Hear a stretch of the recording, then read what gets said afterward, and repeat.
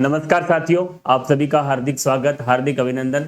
जैसा कि पिछले 3-4 दिन से लगातार आपके कॉल मैसेज प्राप्त हो रहे थे कि सर आवेदन पत्र जो विस्तृत आवेदन पत्र है, अभी ग्रेड सेकंड का जो काउंसलिंग टाइम टेबल जारी हुआ है, जिसके तहत मैथमेटिक्स है, विज्ञान वर्ग है, 2-3 विषय हैं जिनका अभी काउंसलिंग डेट आ चुकी है और उनकी अभी काउंसलिंग है। तो उनके लिए आज हम आवेदन पत्र पर चर्चा करेंगे कि आवेदन पत्र आपको भरना कैसे है। हालांकि लगभग विद्यार्थियों ने आवेदन पत्र ये कंप्लीट कर रखा है पूरा, इसमें मुझे नहीं लग रहा कोई ज़्यादा समस्या है, लेकिन फिर भी 2-3 पॉइंट इसमें महत्वपूर्ण है कि वो कौन कौन से पॉइंट है जिनमें वास्तव में समस्या आ रही है, तो उन पर हम चर्चा कर लेते हैं। कि सबसे पहले आपको जो काउंसलिंग लेटर जारी किया गया है आरपीएससी के द्वारा, आपको साइट से जो डाउनलोड करना है, उसमें ये समस्या आ रही है कि आप उसको A4 साइज पर करें या लीगल पेज पर। तो आपके लिए दोनों ही ऑप्शन ओपन है। हालांकि आयोग की यदि बात की जाए तो आयोग ने बोला है कि उसे लीगल पेज पर आपको प्रिंट निकलवाना है। तो लीगल पेज और उस पेज में कोई ज़्यादा डिफरेंस नहीं है। लीगल पेज थोड़ा सा लंबा पेज होता है उसकी तुलना में, तो आप लीगल पेज पर भी निकलवा सकते हैं और A4 साइज पेज पर भी इसे प्रिंट निकलवा सकते हैं। तो इसमें ज़्यादा कन्फ्यूज होने की आपको आवश्यकता नहीं है। इसके बाद आपने विस्तृत आवेदन पत्र भी डाउनलोड कर लिया होगा। विस्तृत आवेदन पत्र इस तरह का एक आवेदन पत्र है, उसको आपको डाउनलोड करना है। साइट पर भी आपको मिल जाएगा। आपको कहीं ना कहीं आपने लगभग विद्यार्थियों ने डाउनलोड कर रखा है, भर भी रखा है बहुत से विद्यार्थियों ने। तो इसमें भी ज़्यादा कोई समस्या वाली बात नहीं है, लेकिन इसमें 2-3 सवाल हैं आपके। एक तो पोस्टल ऑर्डर है जो आपको डाकघर से प्राप्त होगा, 50 रुपये का पोस्टल ऑर्डर आपको लगाना है। इसके अलावा एक समस्या सबसे ज्यादा आ रही है, जो प्रमाण पत्र है ओबीसी का, जाति प्रमाण पत्र जिसे बोलते हैं, कास्ट सर्टिफिकेट, वहां थोड़ी सी समस्याएं आ रही है कि हम कब का लगाएं। तो उसमें ऑर्डर यदि आरपीएससी की माने तो उसमें दे रखा है कि आप उस जब परीक्षा में बैठे थे उससे पहले का आपके पास होना चाहिए, तो वो भी चल जाएगा। इसके अलावा आपके पास उसके बाद का यदि कास्ट सर्टिफिकेट है तो उसमें आप उसे भी आप लगा सकते हैं, ले जा सकते हैं, लेकिन उसमें आपको एक लिखवाना पड़ेगा कि आपने ये जो जाति प्रमाण पत्र है ये आपने बाद में बनवाया है या उससे पहले का है। तो उसमें स्टाम्प 50 रुपए के स्टाम्प पर आपको ये लिखना पड़ेगा, तो उसका आप स्टाम्प लगा सकते हैं, वो भी चल जाएगा। तो जाति प्रमाण पत्र में आप स्टाम्प जरूर लगा लें, क्योंकि मुख्य रूप से यदि वहां डॉक्यूमेंट चेक की यदि बात की जाए तो सारे डॉक्यूमेंट इंपॉर्टेंट नहीं है। केवल वही डॉक्यूमेंट इंपॉर्टेंट है जो आरपीएससी गहनता से जांच करेगी। मैं आपको बता दूं, आपकी 10वीं की मार्कशीट, 10वीं का प्रमाण पत्र, 12वीं की मार्कशीट, 12वीं का प्रमाण पत्र, ग्रेजुएशन की मार्कशीट, तीनों ईयर की अलग अलग, लास्ट में डिग्री और प्रोविजनल डिग्री, ओरिजिनल डिग्री। यदि और बीएससी की तो आपके पास ओरिजिनल डिग्री होनी चाहिए, क्योंकि काफी समय बीत चुका है तो आपकी ओरिजिनल डिग्री भी आ गई है। और यदि बीएड की है, इसके बाद बीएड की आपकी मार्कशीट और बीएड की डिग्री। अब बीएड की डिग्री पर समस्या आ रही है कि हम ओरिजिनल लेकर जाएं या प्रोविजनल लेकर जाएं। तो हमारे टाइम जब पिछली बार हमने काउंसलिंग करवाई थी तो मेरी बीएड बाहर से थी, तो जिन विद्यार्थियों की बीएड राजस्थान से बाहर से है उनकी थोड़ी गहनता से जांच होती है। बाकी यदि आपकी राजस्थान के अंदर से है, मान्यता प्राप्त यूनिवर्सिटी से है, तो ज्यादा समस्या नहीं आएगी। आप 6 महीने पुराना, आपकी बार जो दे रखा है कि 6 महीने पुरानी होनी चाहिए, तो यदि फिर भी आपको लग रहा है आपकी यूनिवर्सिटी यदि आपके बिल्कुल जिले के पास है तो आप उसे यूनिवर्सिटी में जाकर बदलवा सकते हैं कि ये पुराने वाली जो प्रोविजनल डिग्री है उसको आप नई में तब्दील कर सकते हैं, वहां आपको वो चेंज करके दे देंगे। और यदि आपको लग रहा है कि दूर है, तो मुझे नहीं लगता कि वो इस आधार पर आपको कहीं ना कहीं बाहर करेंगे या कुछ कहेंगे, क्योंकि वो एक ही बार जारी होता है मुख्य। अभी अब की बार ये रूल आया है, पिछली बार तो नहीं था कि आपकी जो डिग्री है वो पहले वाली पुरानी भी चल रही थी, 3-3 साल की थी लोगों की, वो भी चली थी। अब की बार ये बोल रहे भी 6 महीने। फिर भी आप यदि आपके पास है यूनिवर्सिटी तो आप उसको चेंज करवा सकते हैं, कि वो वहाँ जो बैच बैठता है उस पर डिपेंड करता है कि किस तरह जो वहाँ बैच टीचर्स का बैठा हुआ है उस पर डिपेंड करेगा कि वो क्या मांगते हैं, उन पर डिपेंड करता है। बाकी यदि मुझे नहीं लगता है कि वो इस आधार पर आपको कहीं परेशान करेंगे, क्योंकि प्रोविजनल डिग्री 3 साल जब तक मान्य होती है, जब तक आपका जो ओरिजिनल डिग्री नहीं आता, जब तक आपकी प्रोविजनल डिग्री मान्य होती है, तो इसमें आपको ज़्यादा समस्या नहीं आएगी। फिर भी आपको ऐसे यूनिवर्सिटी यदि आपके पास में तो आप बदलवा सकते हैं।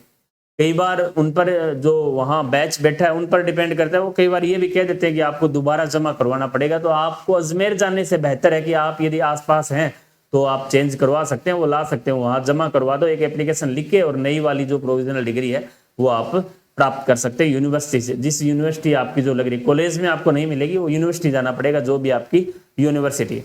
इसके अलावा 10वीं की मार्कशीट, 11वीं 12वीं की मार्कशीट है, वहां जब भी जिस भी स्कूल से आपने किया है, जो पहले ये था हमारे टाइम में कि 10वीं की मार्कशीट के साथ करेक्टर जो सर्टिफिकेट है वो अलग आया करता था, अभी भी आता होगा शायद, और 12वीं के साथ ही था। 12वीं का पहले अलग आया करता था, लेकिन बाद में हमारे टाइम में साथ में ही था, हो सकता है अब अलग आ रहा हो। तो यदि साथ में है तो मार्कशीट के ऊपर लिखा होगा कि सर्टिफिकेट सहित प्रमाण पत्र सहित आपके जो अंक तालिका है वो ऐसा लिखा होगा कि प्रमाण पत्र सहित अंक तालिका या प्रमाण पत्र में अंक तालिका। यदि ऐसा कुछ लिखा हुआ है तो उसका मतलब है कि आपका जो प्रमाण पत्र है वो अंक तालिका के साथ जुड़ा हुआ है। यदि नहीं जुड़ा हुआ है तो आपको उसको अलग लेके आना है और वहां भी लेके जाना है। इसके बाद यदि हम बात करें बीएससी या बीए की, वहां यदि आपकी तीनों ईयर की मार्कशीट आपको first year, second year, final तीनों की, इसके अलावा डिग्री, और डिग्री आपको ओरिजिनल लेकर जानी है क्योंकि प्रोविजनल वहां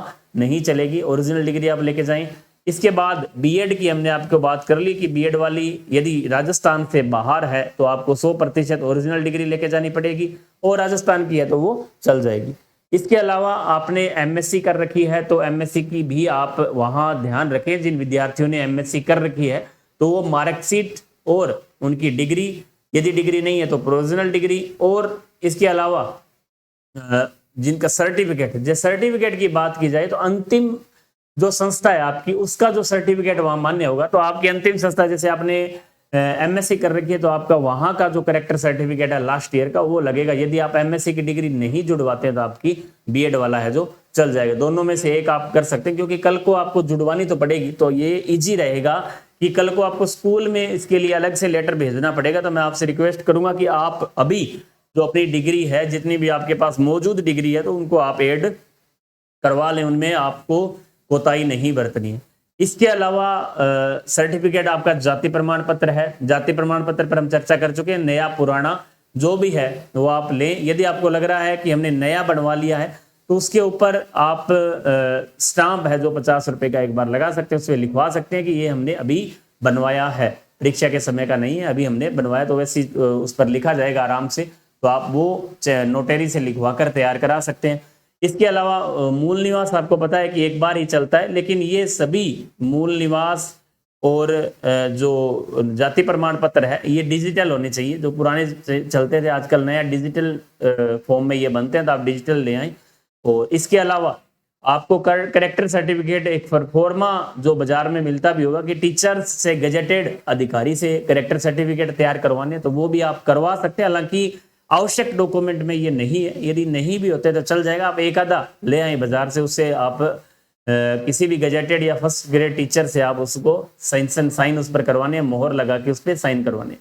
इसके अलावा आप जो भी आप मुख्य रूप से यही डॉक्यूमेंट हैं, आपको यही यूज करने। इसके अलावा जो डॉक्यूमेंट हैं वो ज्यादा इंपॉर्टेंट नहीं है। ये डॉक्यूमेंट जो आपको मैंने अभी बताए हैं ये सबसे ज्यादा महत्वपूर्ण है और सबसे गहनता से जांच इन्हीं की होती है। इसके अलावा एक सवाल आपका ये भी था कि हमने आय की छूट ली थी, आय प्रमाण पत्र की यदि हम बात करें, यदि आपने उस समय जो फॉर्म भरा था उस समय यदि आपने 100 रुपए की शायद छूट ली होगी, यदि आप नॉन क्रीमिलियर में और क्रीमिलियर में, इनमें 100 रुपए का डिफरेंस है फॉर्म भरते समय, तो आप यदि उस समय नॉन क्रीमिलियर में थे और आज आप कह रहे हैं हम, या उस समय आप क्रीमिलियर में थे और आपने नॉन क्रीमिलियर के रूप में छूट ली थी, तो आपको नॉन क्रीमिलियर का यहाँ पर क्या देना होता है, एक एविडेंस देना होता है। उसके रूप में आपका जो आय प्रमाण पत्र है, इनकम सर्टिफिकेट लगता है। तो उसकी तुलना में आप यदि नहीं बनवा रहे हैं तो उसके जगह आप क्या करना है आपको कि आप 100 रुपए का जो पोस्टल ऑर्डर है वो आरपीएससी में आपको मिल जाएगा, वो आप वहां लगा सकते हैं, तो आपको उसकी आवश्यकता नहीं पड़ेगी। और ऐसा भी नहीं है कि कुछ साथी ये बोल रहे हैं कि सर हम आय प्रमाण पत्र में छूट ले रहे हैं, नॉन क्रिमिनल में शामिल हो रहे हैं, यदि हम आय प्रमाण पत्र नहीं देंगे तो हमें जनरल में काउंट किया जाएगा। क्या ऐसा कुछ भी नहीं है। आप जाति प्रमाण पत्र के आधार पर ओबीसी में है तो ओबीसी में है, जनरल में है तो आप जनरल में है, इसके आधार पर आपको कहीं ना कहीं जनरल ओबीसी में शामिल नहीं किया जाएगा। आपका जो मेरिट क्रमांक है उसी में आप रहेंगे। तो आपको पोस्टल ऑर्डर 100 रुपए का है जो लगाना है, तो उसमें आपको ध्यान में रखना है 100 रुपए का पोस्टल ऑर्डर उसकी जगह आप लगा सकते हैं। इसके अलावा मैं आपके कमेंट्स भी देख लेता हूं, जो कल मैंने एक पोस्ट डाली थी उसमें आपके हो सकता है सवाल थे कुछ कि क्या महत्वपूर्ण सवाल, हालांकि इसमें कोई ज्यादा खास है नहीं, आप भर चुके हैं और भरा हुआ एक ग्रुप में भी शेयर कर दिया जाएगा, आप उसके देख के भर सकते हैं।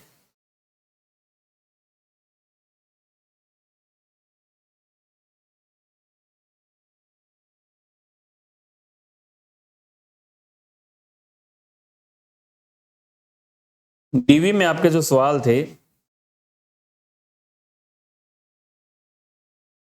इनकम SC ST कैंडिडेट को इनकम सर्टिफिकेट चाहिए क्या सर? इनकम सर्टिफिकेट के तौर पर आप लगा सकते हैं, यदि आपने छूट ली है तो ही, जरूरी नहीं है ये कोई दस्तावेज, आप आय प्रमाण पत्र आपको दर्शाने की जरूरत नहीं है। आप यदि पोस्टल ऑर्डर वहां लगा देते तो आय प्रमाण पत्र आपसे नहीं मांगा जाएगा।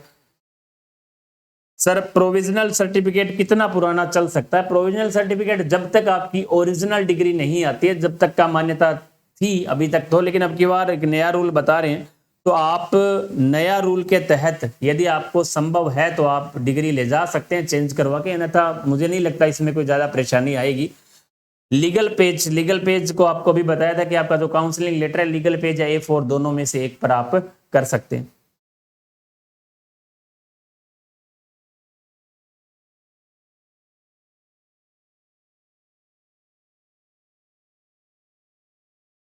इनका सर, इनकी बीएड फॉर्म फिलिंग के टाइम कंप्लीट नहीं हुई थी और वो अपियरिंग में थे उस टाइम, बट एग्जाम से पहले फाइनल रिजल्ट आ गया, तो आपको किसी भी डॉक्यूमेंट की आवश्यकता नहीं है। एग्जाम से पहले यदि आपका रिजल्ट आ गया है तो आप वो एंट्रियां विस्तृत आवेदन पत्र में जो एंट्रियां मांगी गई हैं वो आप कर दें, उसमें कोई समस्या आपको नहीं आएगी।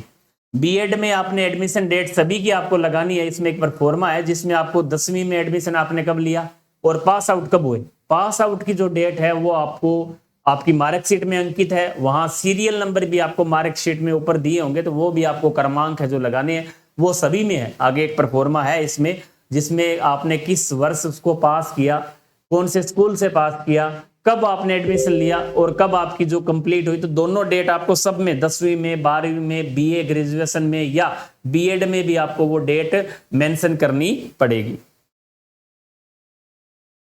सर प्रोविजनल सर्टिफिकेट नवंबर 2022 का है तो प्रॉब्लम आ सकती है, नहीं आएगी, आप ले जा सकते हैं उसे।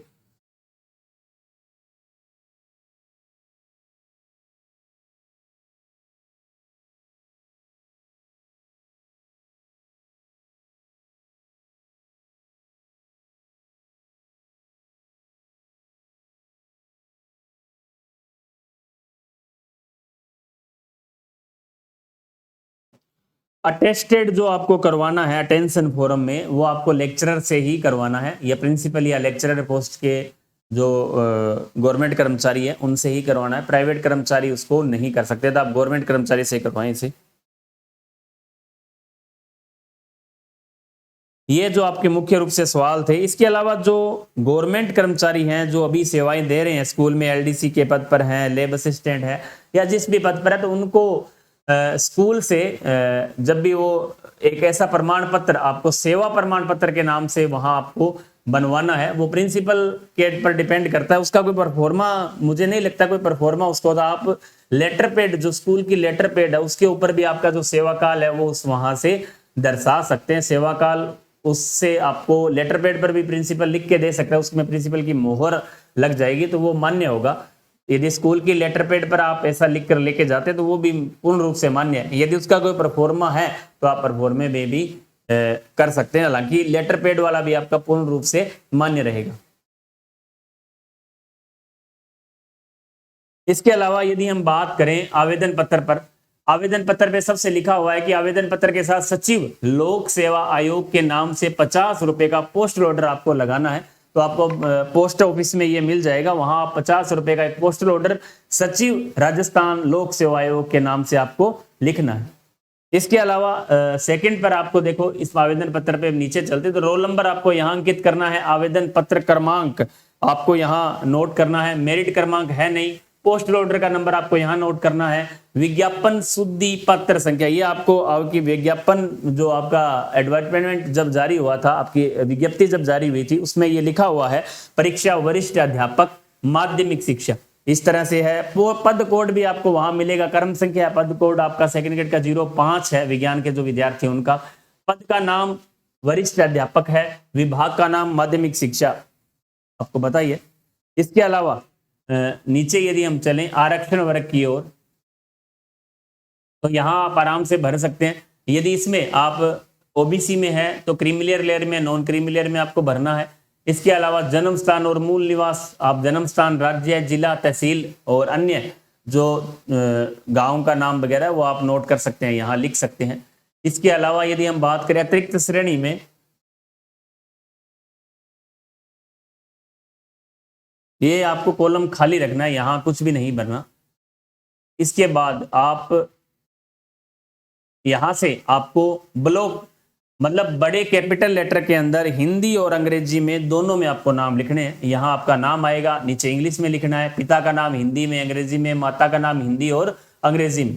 आवेदन की जो दिनांक है वो भी आपको नोट करनी है।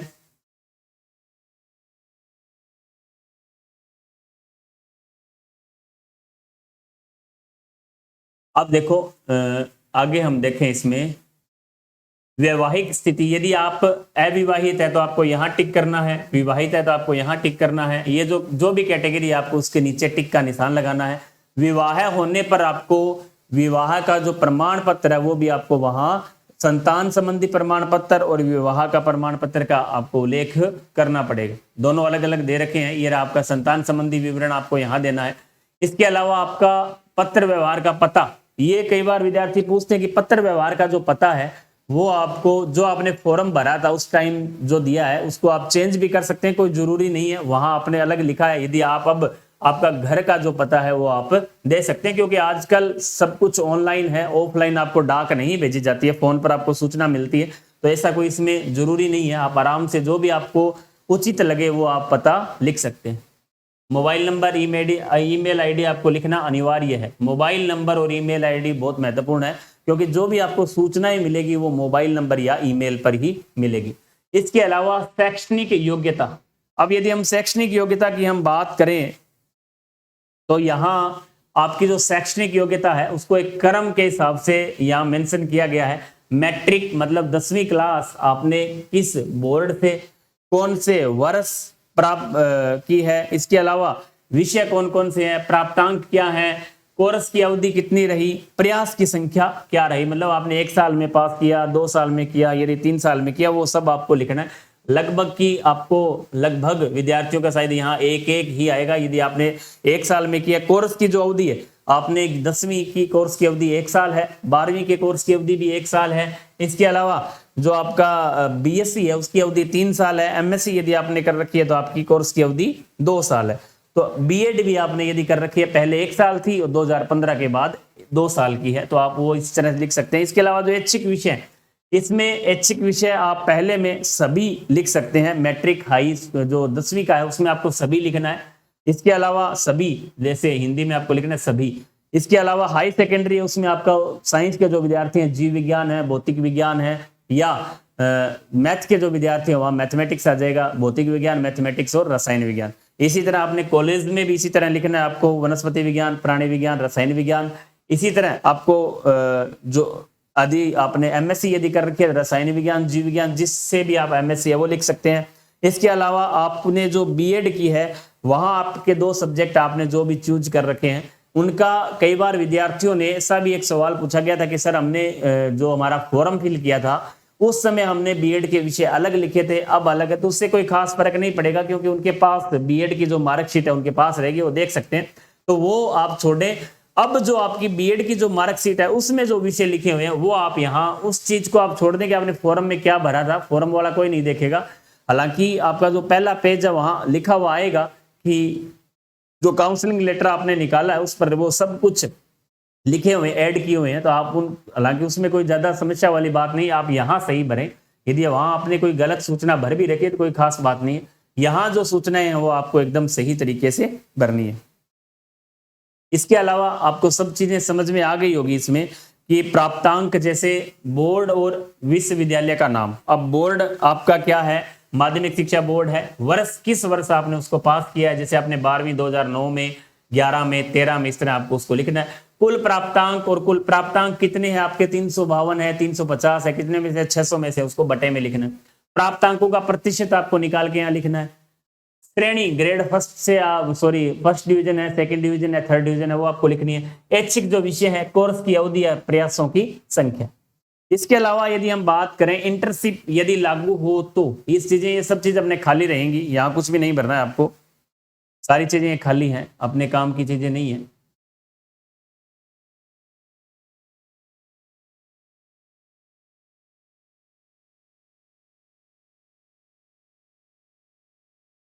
ये आवेदक की घोषणा है, आवेदक आप हैं। इसमें आपको क्या करना है कि मैं अपने कार्यालय विभाग के अध्यक्ष को लिखित रूप से सूचित कर दिया है कि मैं इस पद पर परीक्षा के लिए आवेदन कर रहा हूं या कर रही हूं।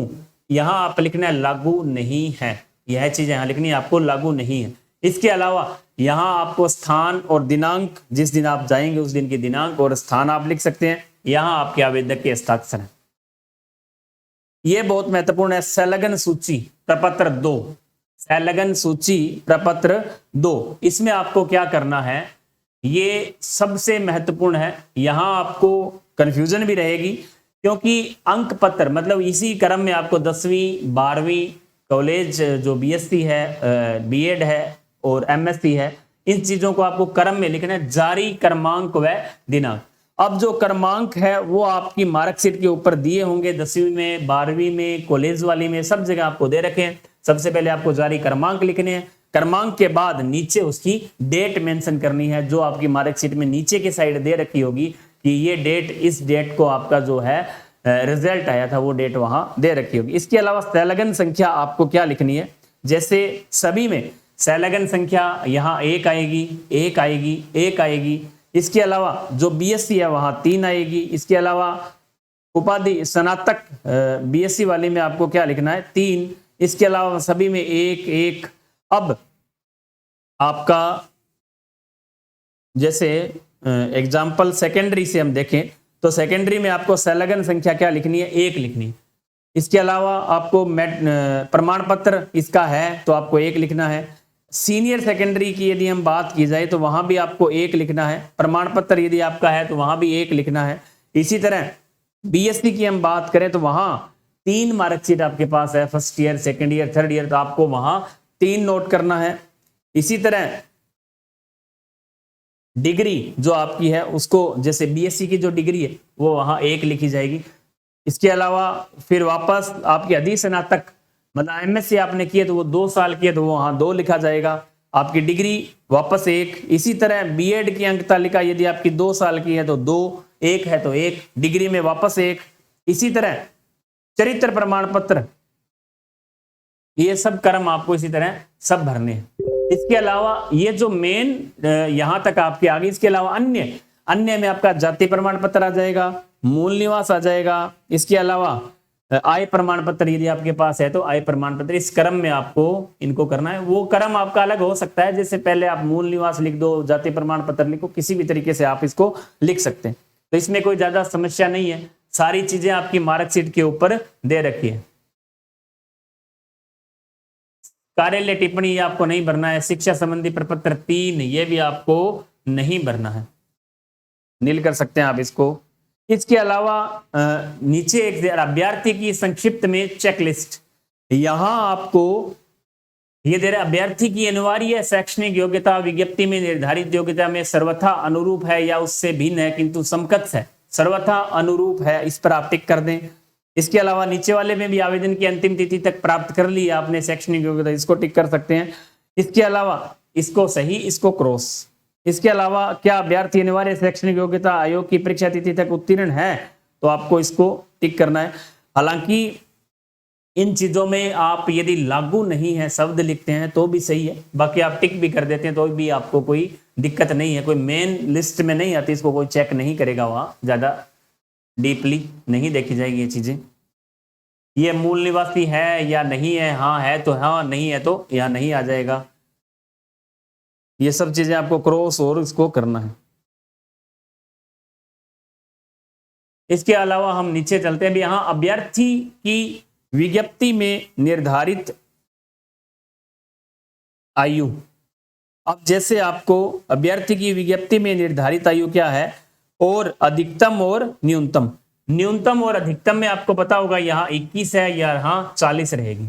इसके अलावा वर्ष, माह और दिन आपकी अभ्यर्थी की विज्ञप्ति में जब विज्ञप्ति जारी हुई थी तो वहां लिखा होगा आपकी विज्ञप्ति में 1 मार्च 2023 या 1 जनवरी 2023, वहां तक आपको अपनी उम्र को गिनना है। आपकी डेट ऑफ बर्थ को वहां से माइनस करना, 1 जनवरी 2023 से माइनस आपकी जो भी जन्म दिनांक है उसको आप माइनस करेंगे तो आपकी जो सही आयु है वो यहाँ लिखनी है। जैसे 23 माह 23 वर्ष 11 माह 7 दिन, 23 वर्ष 11 माह 10 दिन, इस तरह जो भी आएगी उसको आपको यहाँ मेंशन करना है।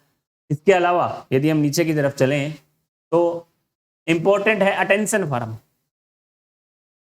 अटेंशन फॉर्म की यदि बात की जाए तो यहाँ केवल इंग्लिश में इसको आपको भरना है, बड़े कैपिटल लेटर में।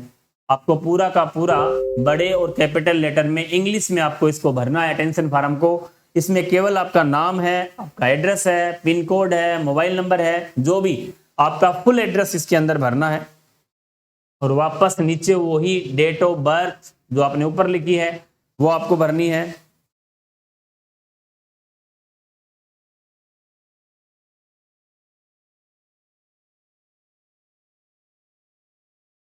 ये आप भर सकते हैं, फादर नेम इन फुल, एलिफेंट any, if date of birth, डोमिनी, प्लेस ऑफ बर्थ, ये चीजें आप यदि आपको ध्यान में है तो आप इसे भर सकते हैं। और ये भरना जरूरी नहीं है, आप इसको पूरे को खाली भी छोड़ सकते हैं। ये वापस आपका जो वापस डेट ऑफ बर्थ वाला जो आपने ऊपर भरा था इसको आप भरें वापस। अब देखो बहुत इंपॉर्टेंट टॉपिक है ये कि आपका जो education qualification showing palace of education with year school and college 15 year since of एगो, मतलब आपकी जो 10वीं क्लास है, 12वीं क्लास है, बीएससी है, बीएड है, एमएससी है, आपने कहां से की है, आपने कब वहां एडमिशन लिया, आप कब वहां से लिविंग हुए, मतलब आपको छोड़ा आपने वहां से, एग्जामिनेशन पास कौन से वर्ष में आपको उसको उत्तीर्ण किया, तो ये जानकारी आपको भरनी है। जैसे आप सबसे पहले 10वीं क्लास से यदि स्टार्ट करेंगे, सबसे पहले आपको 10वीं क्लास, यहाँ आपको एंटर डेट हो जाएगी, लिविंग डेट हो जाएगी। इसके अलावा आपका जो ईयर है वो कौन सा रहा, उसके बाद 12वीं, उसके बाद बीएससी, उसके बाद आपकी जो भी एमएससी है, वो जो सभी डिग्रियां हैं वो आपको यहाँ मेंशन करनी है। ये चीजें आपको खाली छोड़नी है। Identity certificate to be sign by any the following, मतलब यहाँ आपको लेक्चरर से 2 तरह के आपको अटेस्टेड करवाने हैं दोनों स्थान पर, तो यहाँ और एक नीचे वाले में, दोनों अलग अलग व्यक्तियों से आपको अटेंशन करवाने हैं। एक से भी करवा सकते हैं, अलग अलग से भी करवा सकते हैं। ज्यादा उचित रहेगा आप 2 व्यक्तियों से, 2 लेक्चरर, 2 प्रिंसिपल, दोनों के अलग अलग सिग्नेचर आप दोनों से करवा सकते हैं। यदि एक व्यक्ति भी करता है तो भी सही है, और यदि 2 अलग अलग व्यक्ति करते हैं तो भी सही है। उनके यहाँ साइन हो जाएंगे, नाम आपका पूरा एड्रेस लिखने के बाद वो यहाँ साइन कर देंगे। अब जैसे रिस्पॉन्सिबल व्यक्ति यहाँ लिखा हुआ है, name of 2 responsible person your locality to reference, मतलब वो ऐसे 2 व्यक्ति जो आपको लंबे समय से जानते हो उनका आपको, और वो क्या हो, खुद गवर्नमेंट कर्मचारी हो। तो इसके लिए आपको 2 व्यक्तियों के नाम आपको लिखने हैं जो भी किसी भी पद पर हो, चाहे पुलिस में हो, चाहे टीचर हो, चाहे राजकीय सेवा किसी में हो, वहां आपको नाम लिखना है और नीचे उनको अटेस्टेड करवाना है, दोनों को आपको अटेस्टेड करवाना। तो ये आपका क्या था, आवेदन पत्र था, विस्तृत आवेदन पत्र।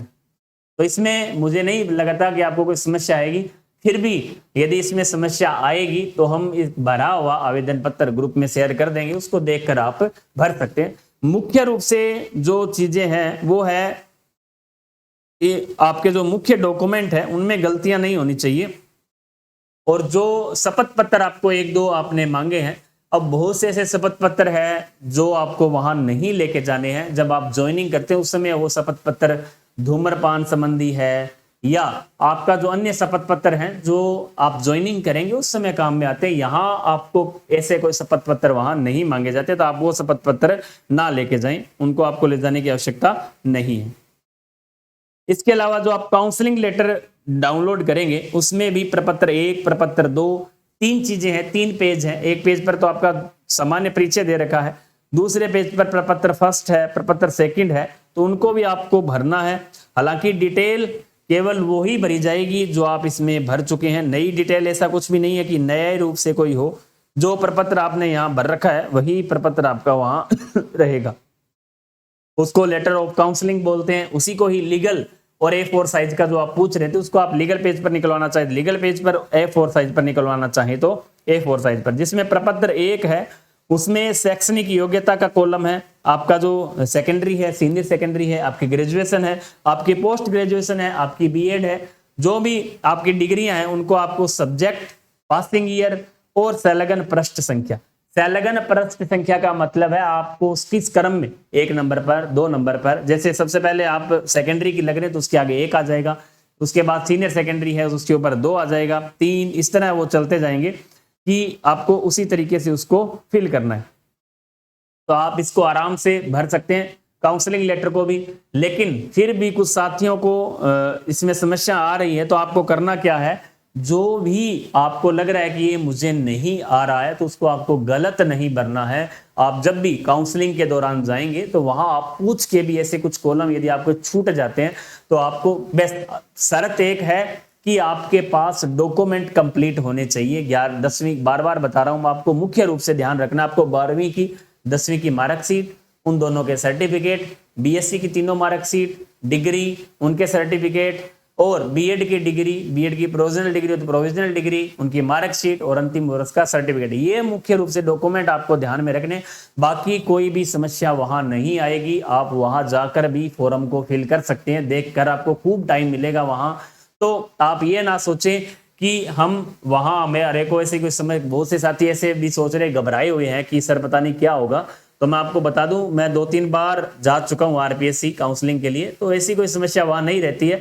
जो भी चीजें आपको नहीं आ रही उसको आपको गलत नहीं भरना, केवल और केवल जो आपको चीजें आ रही उनको भर ले, बाकी आप कॉलम खाली छोड़ सकते हैं, वहां जाकर पूछ के भी आप भर सकते हैं। ऐसा यदि एक 1-2 कॉलम में आपको लिख रहा है भाई इसमें हमें ये नहीं भरना है या इसमें दिक्कत आ रही है, तो आप वहां, आपके बहुत से साथी भी आपको वहां मिलेंगे तो आप पूछ कर भी उसको फिल कर सकते हैं। लेकिन आपको गलत नहीं भरना, काटा पीटी इसके अंदर नहीं करनी, व्हाइटनर का प्रयोग कम से कम करने का प्रयास करना है, सही तरीके से आपको भरना है। मुख्य रूप से जो आपके डॉक्यूमेंट हैं उनको एक जो विस्तृत आवेदन पत्र है, सबसे पहले जो आपका काउंसलिंग लेटर आरपीएससी द्वारा जो आपने डाउनलोड किया है उसका जो प्रपत्र 2 है, उसके बाद प्रपत्र 1 है, फिर आपका ये विस्तृत आवेदन पत्र, और लास्ट के अंदर इसकी आपको 2 फोटोस्टेट, इसकी 2 कॉपी निकलवानी है, 2 प्रिंट आउट निकलवाने हैं।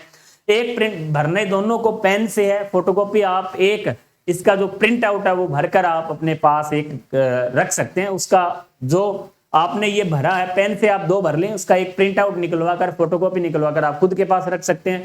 और डॉक्यूमेंट की केवल आपको 1 प्रति ही प्रिंट करवानी है, उसको आपको लास्ट में इसके आवेदन जो पत्र है, विस्तृत आवेदन पत्र, इसके पीछे की साइड वो डॉक्यूमेंट्स लगेंगे, इनकी फोटोकॉपी लगेगी। ओरिजिनल डॉक्यूमेंट आपको साथ में लेके जाने हैं। इसके अलावा ऐसा कोई इसमें बड़ी बात नहीं है, आप आराम से इसको जो है फिल कर सकते हैं। तो आप एक बार, मैंने आपको सरसरी नजर में आपको पूरा बता दिया है, फिर भी आपको कोशिश करेंगे ग्रुप के अंदर ये जो पूरा भरा हुआ एक प्रपत्र है वो ग्रुप में शेयर कर देंगे। फिर भी आपको कोई समस्या आ रही है तो आप कमेंट के माध्यम से पूछ सकते हैं, तो उसका हम रिप्लाई उसी टाइम कर देंगे। तो नेक्स्ट फिर हम मुलाकात करेंगे, जब तक के लिए जय हिंद, जय भारत, जय राजस्थान।